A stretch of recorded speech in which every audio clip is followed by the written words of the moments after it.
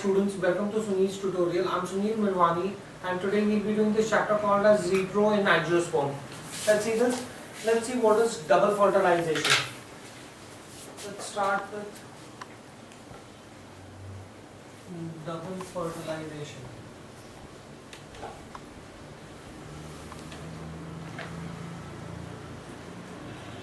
What do we understand by double fertilization? Now, double fertilization is a process in which two male gametes are utilized in fertilization instead of the conventional one.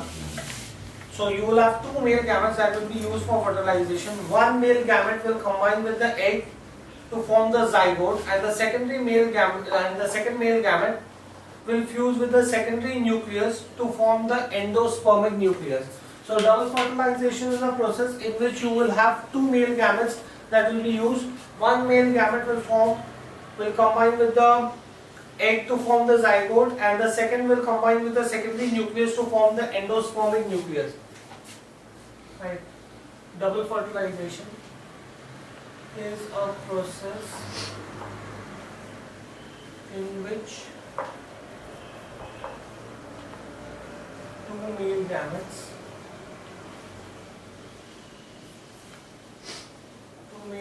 are utilized for fertilization. Two male gametes are utilized for fertilization. One male gamete fuses with the egg to form zygote. With the egg to form zygote, and the other fuses with the secondary nucleus, and the other fuses with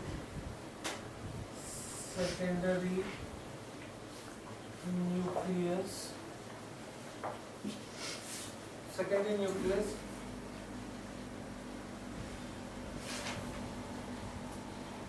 To form endospermic nucleus.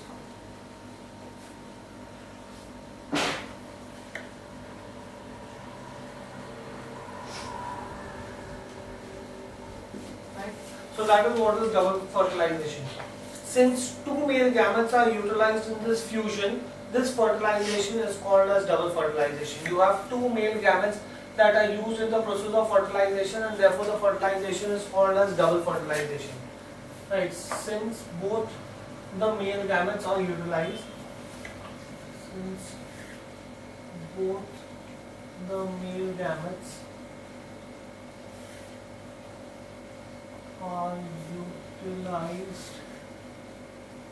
in fusion, the process of fertilization is called as double fertilization. The process of fertilization is called double fertilization.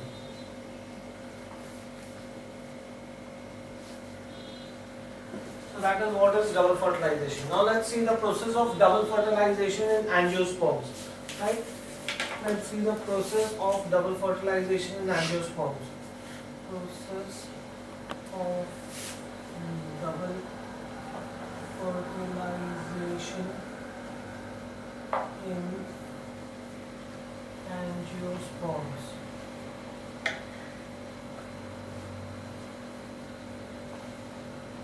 How does double fertilization take place in angiosperms?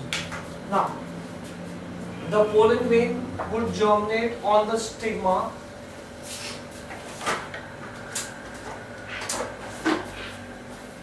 Once the pollen grain falls on the stigma here, the pollen grain would germinate on the stigma, right? The exine ruptures and the intine forms a short pollen tube. So here you would have the exine rupturing, the intine would form the pollen tube that would pass in here. This is the pollen tube that's coming in down here through the style. Okay, so you would have the pollen tube would carry the two male gametes. The pollen tube increases in length and passes through the style. Here is the pollen tube increasing in length, passing through the style towards the ovary, right? the pollen tube enters the ovule through the chalzal opening. It comes down all the way here, and through the chalzal opening it will enter the ovary. Okay, and this process is called as chalzogamy. Right? The pollen tube, if it enters through the micropyle, then it is called as porogamy. Right? Now you have the two male gametes that are being transported through the pollen tube. Right? So the two non-motile male gametes, the transport of two non-motile male gametes towards the ovule through the pollen tube is called as syphogamy. This process of the male gametes from the stigma towards the ovule, this transportation is called as syphogamy. Now, the pollen tube penetrates the embryo sac. Inside the ovule you have the embryo sac. The tip of the pollen tube dissolves by the secretion of the synergid cells. You have the synergid cells owing to which the tip of the pollen tube dissolves. Right? The two male gametes are liberated in the embryo sac. One of the male gamete combines with the egg to form zygote, and this process is called as syngamy, whereas the other male gamete combines with the secondary diploid nucleus to form the triploid endospermic nucleus. This is called as triple fusion. Right? So that's how double fertilization takes place. Right? Let's just go through the process of double fertilization once again. You would have the pollen grain germinating on the stigma. It would form a pollen tube. The pollen tube will move through the style and will move towards the ovule. It will carry the two non-motile male gametes with it. Right? The pollen tube enters the ovule through the chalza, and this process is called as chalzogamy. The transportation of the male gametes is called as syphogamy. The pollen tube would enter the embryo sac. Once it enters the embryo sac, due to the secretion of the synergid cells, the tip of the pollen tube dissolves. The two male gametes are liberated in the embryo sac, where one male gamete combines with the egg and the other combines with the secondary nucleus. And that's how double fertilization would take place in angiosperms. Right? Let's see this.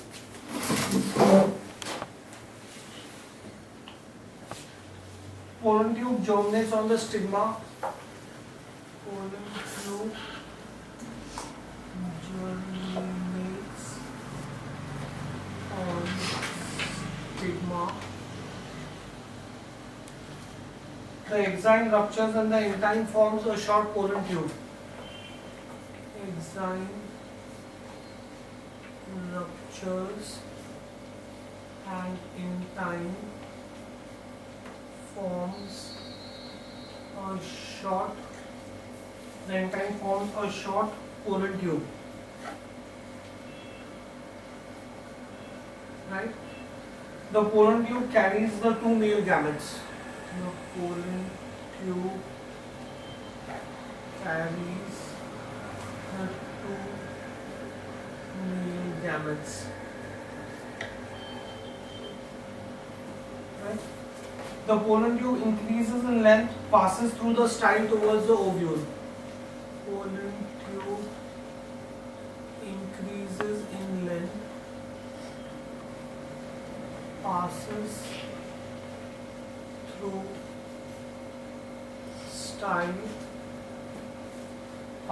style towards the ovule.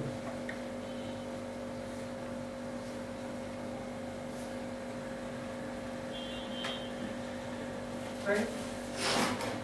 The pollen tube enters the ovule through the chalza. Pollen tube enters. The pollen tube enters through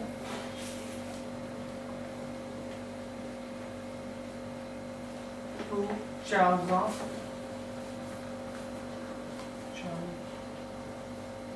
And this process is called as chalzogamy. This process is called chalzogamy. Right? Now, instead of entering through the chasal opening, if it would have entered through the micropyle, the pollen tube, if enters through the micropyle, the pollen tube, if enters through the micropyle, is the process is called porogamy. The process is called porogamy. Right? The transportation of the two non-mobile or non-motile male gametes. The transport of two non-motile male gametes. The transport of two non-motile male gametes towards the ovule.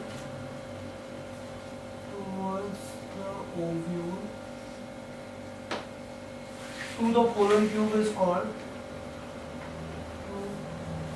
The pollen tube is called syphogamy.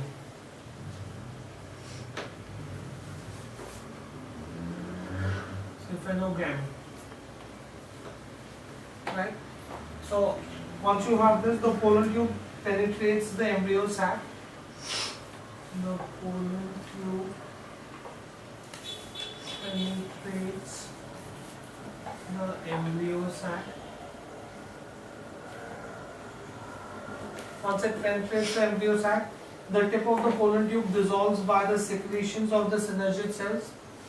The tip of the pollen tube dissolves by the secretions of the synergid cells. Right? The two male gametes thus are liberated into the embryo sac. The two male gametes are liberated into the embryo sac. Once they are in the embryo sac, one of the male gamete fuses with the egg to form zygote. One of the male gamete fuses with egg to form zygote. Right? This process is called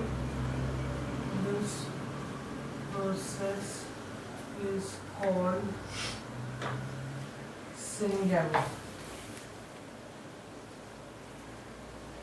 Right? And the second male gamete,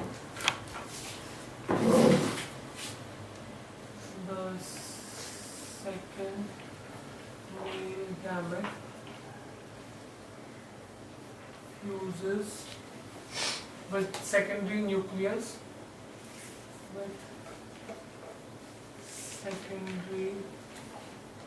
diploid nucleus to form triploid endospermic nucleus.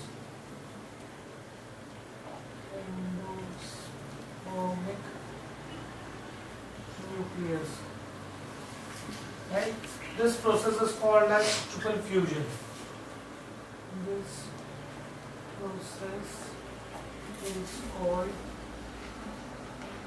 triple fusion. And do we get this in here? Now, the zygote and the triploid endospermic nucleus are the products of double fertilization. Zygote and triploid endosperm nucleus are the products of double fertilization.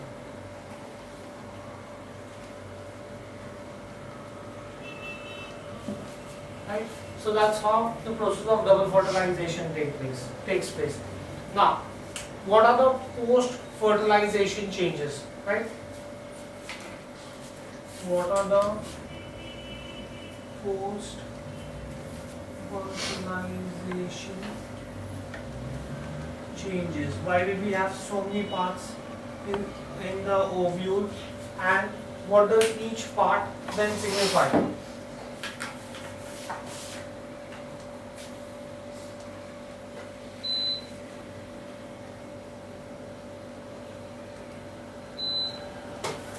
Right, let's see this.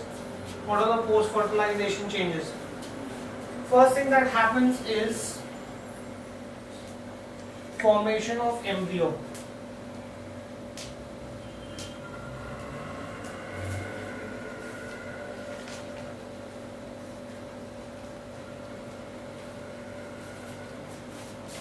The diploid zygote divides into two cells called as the basal cell and the terminal cell.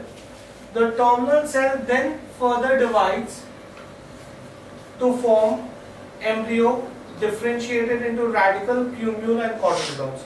Right? So that's the first thing that will take place. That's how the embryo is formed. The diploid, we said that here you would have diploid zygote and triploid endospermic nucleus. The diploid zygote divides into two cells, basal and terminal cell. We had seen this before, right? When we were studying the process of male gametes and female gametes, we had seen this. It divides into basal and terminal cells. The terminal cell divides to form repeatedly to form embryo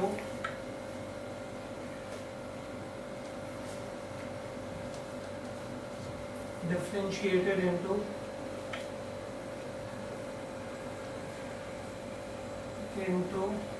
radical plumule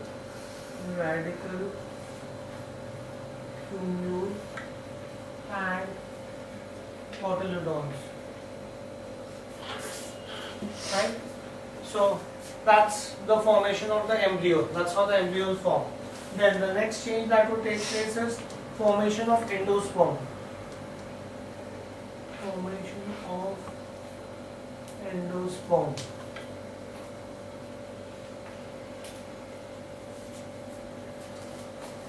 That was the zygote. The triploid endospermic nucleus divides repeatedly to form a mass of endosperm, which are nothing but the storage of food material. Right? The triploid endospermic nucleus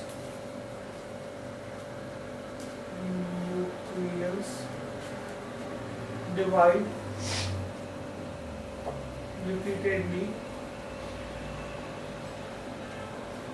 repeatedly to form a mass of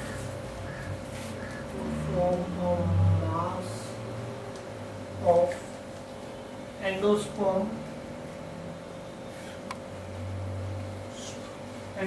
storing food material.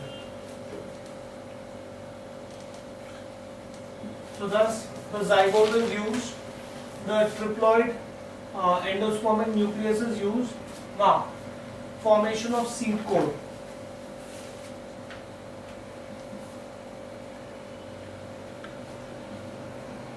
So next is the formation of seed coat. From where do I get the seed coat?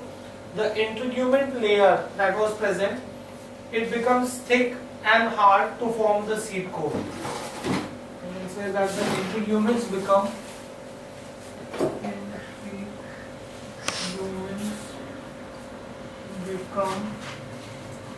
thick and hard to form seed coat. Right? Then The outer interhuman forms the testa while the inner interhuman forms the taglet. The outer interhuman forms testa while the inner one forms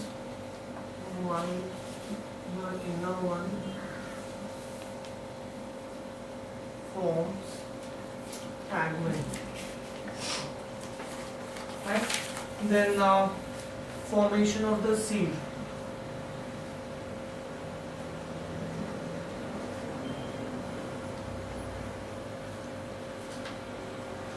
The entire soft ovule along with the embryo endosperm becomes dry and a hard structure is formed, and this structure is called as seed.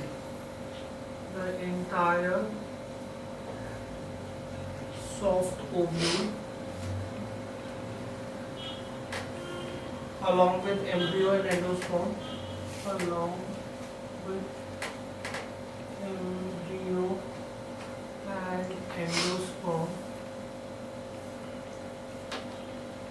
now becomes dry and hard structure.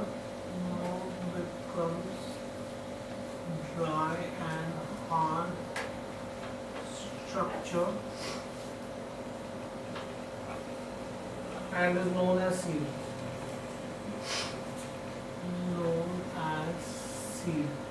That's your formation of the seed.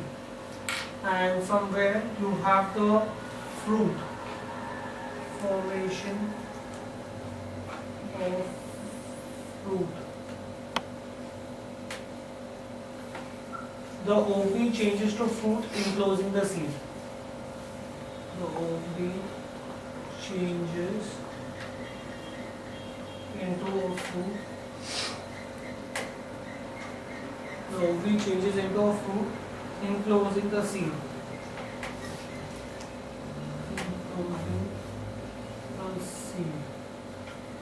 So those are all the post-fertilization changes that will take place. Now, let's see the formation of the embryo.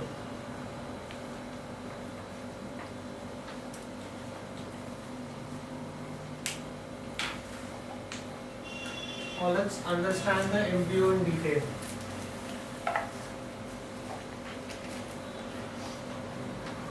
Now, we said that the zygote develops into an embryo. The zygote divides into two cells, the basal and terminal. The terminal cell then forms the embryo. Now, when the embryo is formed along with the embryo axis or single or double cotyledons. The zygote develops into an embryo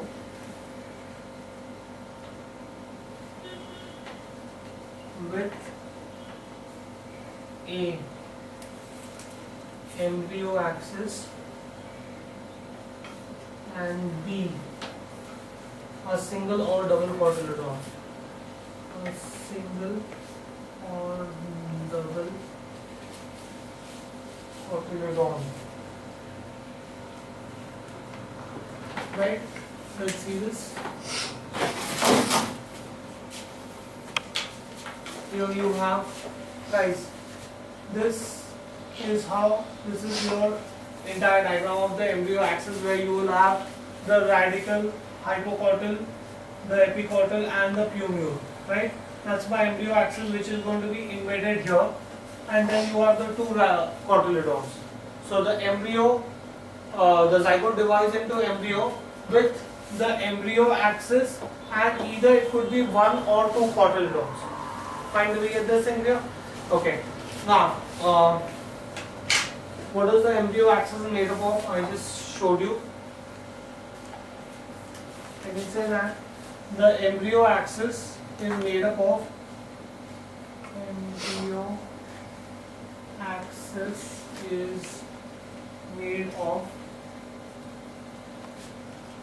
radical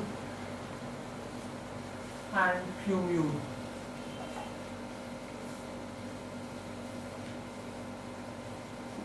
Right? So the embryo axis is made up of the radical and the plumule. Here, guys, This part is the radical and the basal part here is the plumule. So it is made up of the radical and the plumule. Now in monocots, what would happen?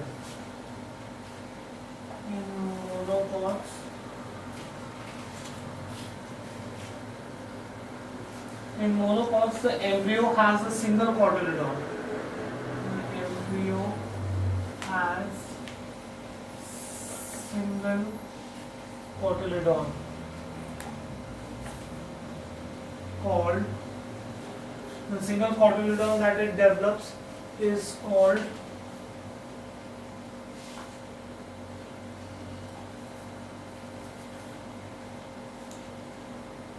scutellum, right, in which the embryo axis is firmly attached. In which the embryo axis is firmly attached. Right? Now, the plumule radical are protected by the plumule and the radical are protected within. The plumule and radical are protected within. Right? So that is in the case of monocot, you would have a single cotyledon and the embryo axis would be firmly attached to it. In dicotyledon, the embryo has two fleshy leafy cotyledons and embryo axis. In dicot,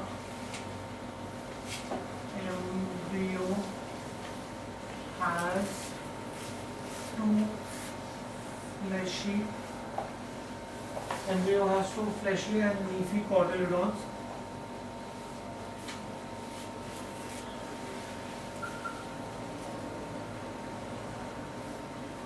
and embryo axis.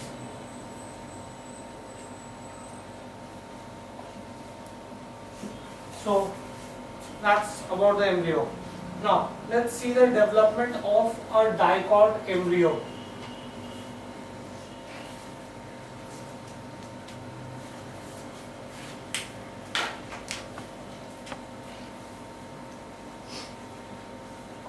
Development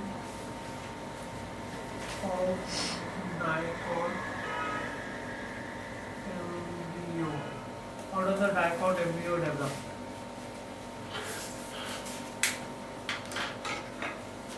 Guys, let's see this. You have the male gamete, guys, see this. The male gamete fuses with the egg to form the zygote. The male gamete fuses with the egg to form the zygote. Once the zygote is formed, the zygote divides into two cells, the basal cell and the terminal cell. The zygote divides into the basal cell and the terminal cell. The terminal cells are also called as the epibasal cells. The terminal cells then divide into a row of 8 cells. These terminal cells are going to divide into a row of these 8 cells, right? The upper cells in various planes form a cluster called as the pre-embryo. The basal cells and the upper 7 cells form the suspensor. The basal cell and the 7, here you have 8 cells, out of which 7 cells from here and the basal cells form the suspensor, right? So the upper cells divide in various planes. The upper cells divide in various planes to form the pre-embryo, whereas the basal and the upper 7 cells form the suspensor, right? Then the suspensor pushes the pre-embryo. Here's the suspensor. It's going to push the pre-embryo into the endosperm to absorb nutrition, right? The pre-embryonic cells near the suspensor, all these cells which are there near the suspensor, give rise to hypocortical and radical. Here is your radical that is formed, which is close to the basal cells, right? They will give rise to the hypocortical and the radical. One rest of the cells, while rest of the cells will give rise to the epicortical, which I don't think is shown here. Okay. Plumule and the cotyledon. So it is from the pre-embryo that you would have all of these developed, right? Thus, the embryo along with the radical, plumule and cotyledon develops from the zygote. Let's go through this once again, guys. The male gamete combines with the egg to form the zygote. Then the zygote divides into two cells, the basal cell and the terminal cell. The terminal cell, which is called as the epibasal cell, divides into a row of 8 cells. The terminal cell divides into a row of 8 cells, right? The upper cells divide in various planes to form a cluster which is called as the pre-embryo. They are dividing in all possible planes. The basal cell and the upper 7 cells form the suspensor. The suspensor then pushes the pre-embryo into the endosperm so that it can absorb nutrition, right? The pre-embryonic cells which are near the suspensor form the hypocortical and the radical.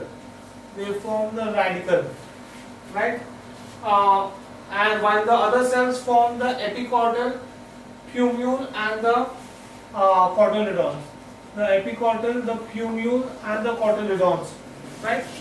That's how you have the entire embryo that is developed from the zygote. Let's write this down, guys.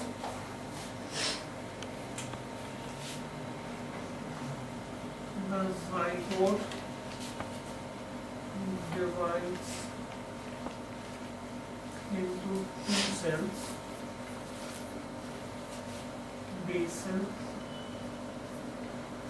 and terminal. The zygote divides into two cells, basal and terminal. The terminal cells are also called as the epibasal cells. The terminal cells are called epibasal cells. The terminal cells are called as epibasal cells, which divide to form a row of 8 cells. Divide to form a row of 8 cells, right? The upper cells divide in various planes to form a cluster. The upper cells divide in various planes to form a cluster of cells called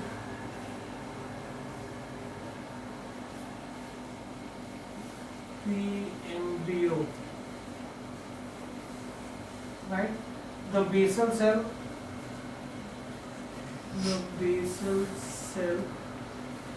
and upper 7 cells form the suspensor, and upper 7 cells form the suspensor,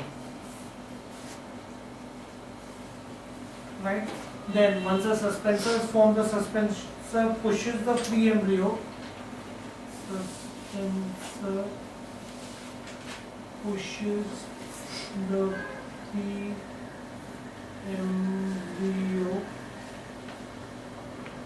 into the endosperm.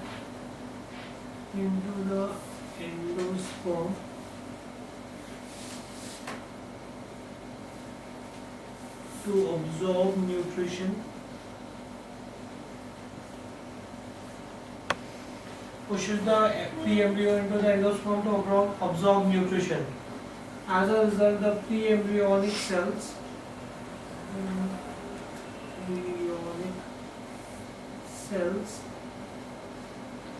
near the suspensor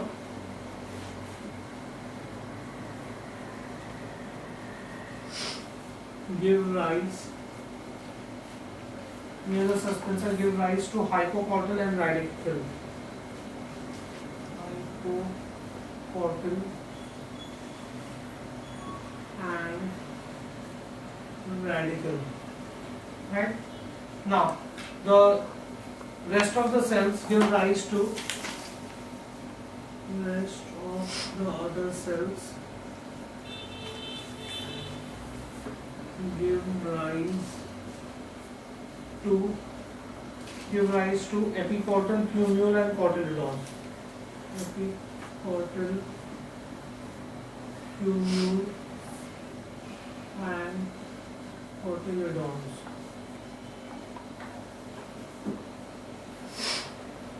Right? Thus, the embryo with the radical plumule and cotyledon is developed from the zygote. Thus, the embryo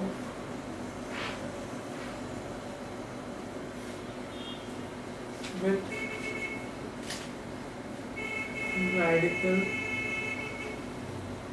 plumule and cotyledons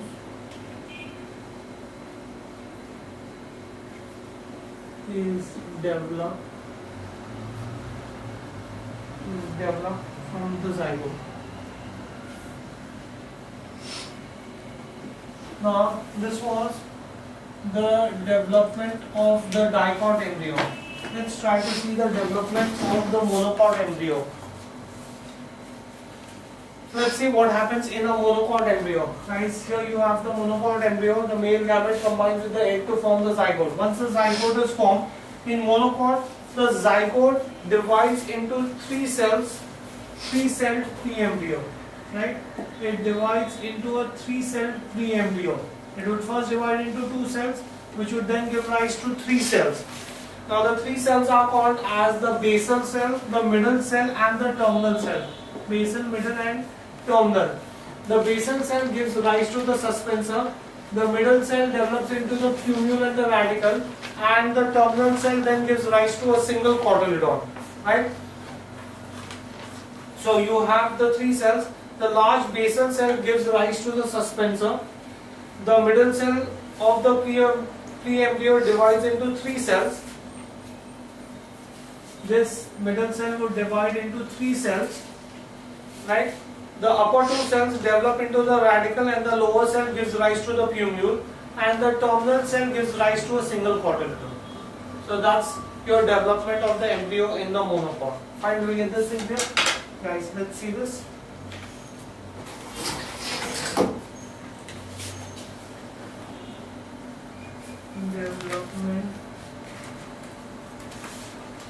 Development of monocot embryo. Right? This is pretty simple. The development of monocot embryo. In monocot plant, zygote divides into three-celled pre-embryo. Zygote divides into three-celled pre-embryo. Right? That's your three-celled pre-embryo called basal cell, middle cell, and terminal cell. These are the three cells that you will get from here. The large basal cell gives rise to suspensor.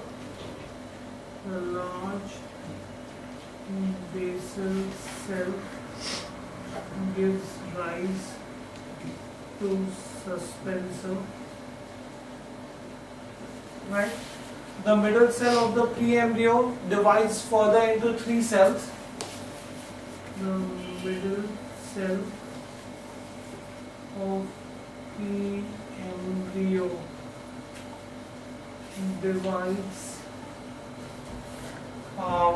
The middle cell of the pre-embryo divides into three cells. The upper two cells develop into radical. The upper two cells develop into radical, and the lower cell gives rise to plumule. The lower cell gives rise to plumule. Right? And finally, the terminal cell divides in various planes to give rise to a single cotyledon. The terminal cell divides into various planes to give rise to cotyledons. That's how you have the development of monocot embryo, right? Okay, we'll stop this here for the day. Thank you very much.